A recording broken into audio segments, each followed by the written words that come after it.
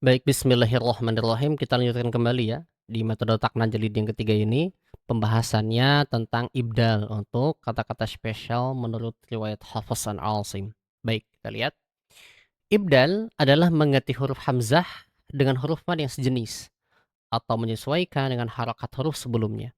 Fathah alif, waw dhammah, ya kasrah. Ya namanya mad ya, teman-teman. Pasti mad itu sesuai dengan pasangannya. Nah, ibdal ini ada di antaranya di firman Allah, Quran surah Al-Ahqaf ayat keempat. Saya highlight ya. Highlight dulu Al-Ahqaf ayat yang keempat. Nah, kenapa? Apakah ada di surah yang lain? Ada sebetulnya. Tapi biasanya orang-orang tuh selalu ada wakaf dulu, kemudian melanjutkan pada kata si. Nah, ini nih. Ada alif, hamzah, ta, wawu, nun, dan ya. Dan mereka biasanya bacanya agak salah gitu. Nah, mari kita lihat Al-Ahqaf ayat keempat ya. Baik. Kita buka dulu Quran surah Al-Ahqafnya ayat keempat. Baik. Al-Ahqaf itu surah ke-46. Nah, kita lihat ayat yang keempat. Nah, ini dia. Nah, kita lihat ya.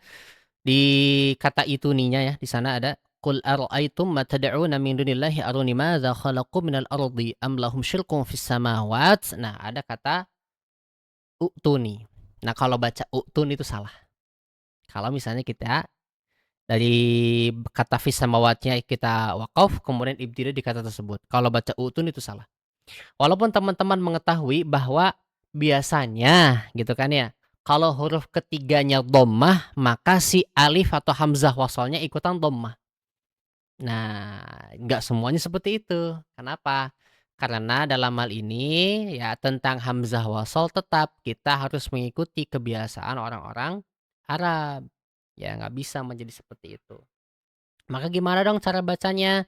Dalam riwayat Hafs an Asim, ketika ya ibtida pada kata tersebut, nah di sini lihat, ketika diwasolkan nih ya, maka dibaca sebagaimana yang ditulis dalam Al-Qur'an. Namun ketika berhenti di kata fis samawat nih ya, berhenti waqaf fis samawat yang tadi. Kita lihat fis samawat kan ada waqaf kan?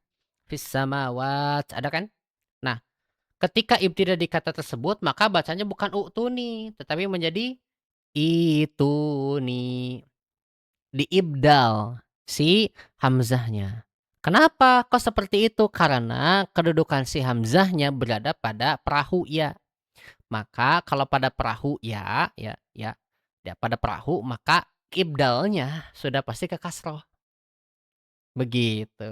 Jadi bukan u'tun ya, tapi itu nih menjadi panjang. Ibdal. Ingat artinya ibdal. Maka cara bacanya, yuk kita baca bareng-bareng. أعوذ بالله من الشيطان الرجيم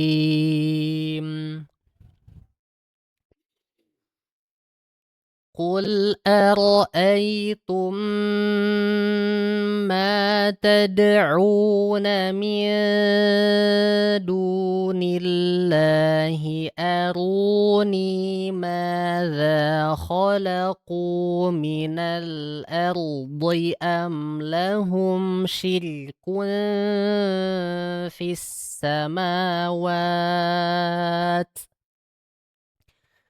Ituni bikitabim min qabli hadza aw asaratim min ilmin in kuntum shadiqin.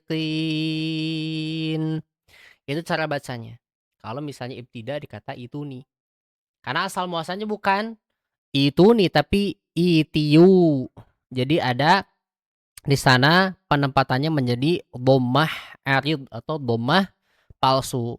Karena orang Arab itu berat gitu mengucapkannya kalau itiu katanya. Jadinya itu. Saya nanya ke Syekhani Muhammad Sholih ya. Guru saya pribadi. Tetapi kalau teman-teman bacanya diwasolkan maka tetap sebagaimana dia hamzah ya udah ti langsung aja gitu. Contoh. Jadi ini hanya berlaku untuk ketika dia tidak saja dari kata tersebut. Jadi kalau misalnya kita diwasolkan maka menjadi seperti ini. Sesuai dengan ada yang di Qur'annya. قل أرأيتم ما تدعون من دون الله أروني ماذا خلقوا من الأرض أم لهم شرك في السماوات ائتوني بكتاب من قبل هذا من قبل هذا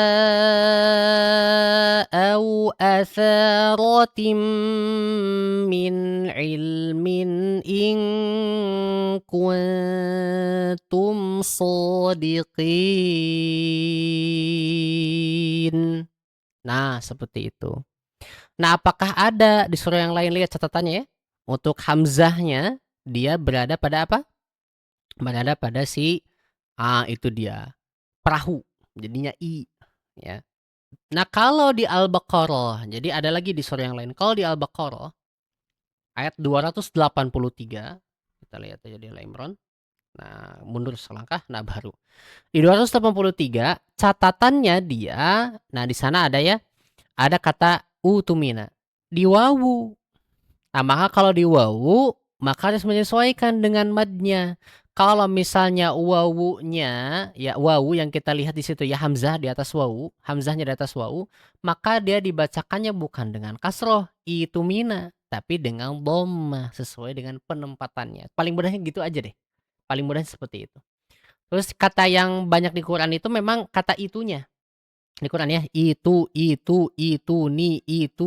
banyak di Quran seperti itu. Jadi kalau teman-teman nanti mungkin oleh gurunya disuruh untuk membacakan di kata tersebut, cara bacanya seperti apa, nah maka cepat-cepat seperti itu aja cara bacanya, melihat daripada si kedudukan hamzahnya ada di perahu ataupun wawu gitu, atau bentuk seperti ya gitu ya, di huruf ya gitu. Nah, maka kalau misalnya teman-teman melihat seperti itu, cepat-cepat aja baca sudah pasti dibaca panjang, gitu ya. Nah, kita di sini karena dia di kata utumina, ada kan utumina tuh fal yu'addil ladzi di baris kedua utumina. Ya, tengah-tengah tuh ada ya. Nah, maka dia dibacanya utumina kalau misalnya kita bacakannya ketika ibtida pada kata tersebut. Nah, kita baca bareng-bareng ya, teman-teman. Nah, cara bacanya seperti ini. أعوذ بالله من الشيطان الرجيم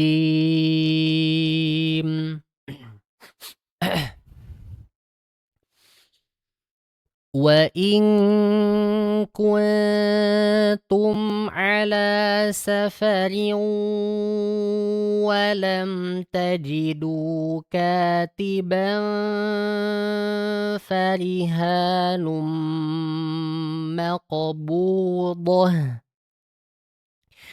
فإن أمن بعضكم بعضا فليؤدي الذي. Nah, kalau misalnya kita mengibtida'kan bacaan kita di kata utuminanya, itu bukan menjadi itumina, tapi utumina amanatahu wal yattaqillaha rabbah. Nah, gitu cara bacanya.